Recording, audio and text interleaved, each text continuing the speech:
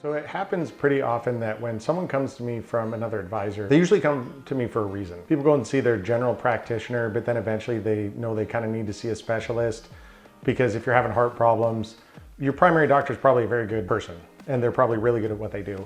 But when something's as important as your heart or your retirement income or your tax diversification or anything where big dollars and cents and a lot of life goals and things like that are really on the line, that's typically why people come to me. But a lot of times they'll come to me from an advisor who's helped get them to the place they are, and they've done a very good job for them.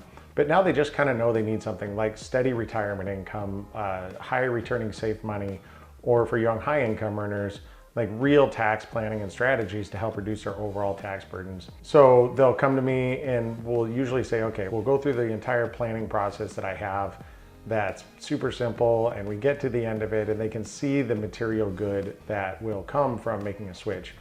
And then they'll kind of go, well, you know, I don't know, my guy's done pretty well for me. And you know what, I love that. Financial advisors are out there trying to do a good thing. They're helping people accomplish their goals. That's really what we're here for.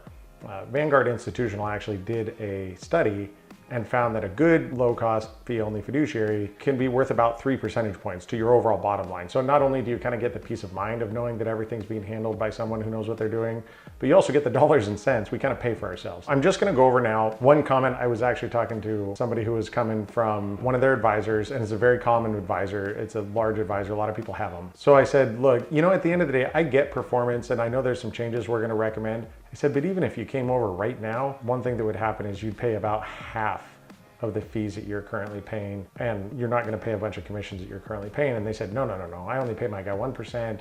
You know, that's about what you charge, and I've done pretty well. So let's just explore what's going on and why I can confidently make that statement. More times than not, I usually can tell people that, look, if you just like what your self-managed fund or your target date fund or whatever you're doing has worked, we can do it and pay about half the fees.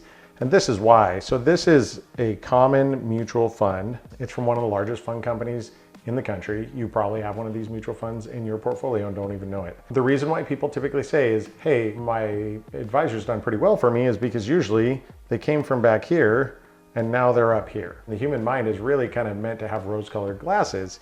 So I always say that's awesome, that's great. If you've been buying and holding for a long time, you probably have done really well. Why I can confidently say that I can cut your fees in half and save you a whole bunch of money in fees, which really equals a lot of compounding growth in the long run, is these two things. And you're gonna wanna look for these in your investment portfolio, in your investment lineup. The first thing is this, it's called a load. So that right there, that 4.5% load, what this means is if you gave this company $1 million, they're not gonna invest $1 million on your behalf. They're gonna invest $955,000 because they took a 4.5% commission up front. And the reason why they do that, that mutual fund company takes that commission and they typically pay back the advisor, or they pay back the advisor's boss more typically. So there's a lot of backroom stuff that goes on in Wall Street that I'm just super passionate about cutting out, because again, every dollar that goes to a mutual fund company or Wall Street doesn't go towards a vacation to see your grandkids, doesn't go towards funding that college fund for your kids. The other thing that's going on here is this is a mutual fund, and this mutual fund itself has over 1% in fees. So to do my entire job, tax loss harvesting, rebalancing, investment lineup, passive income, insurance planning, everything else that goes onto it, I charge somewhere around 1%. But then you pay that fee. You also, with this mutual fund, pay the mutual fund itself over and above what you pay that advisor.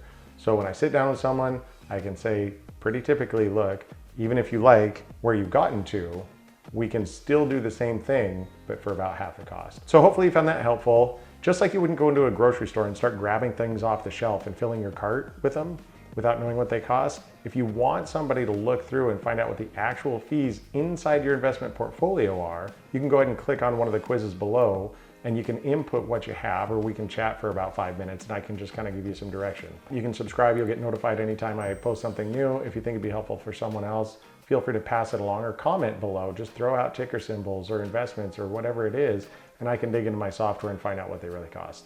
Thank you.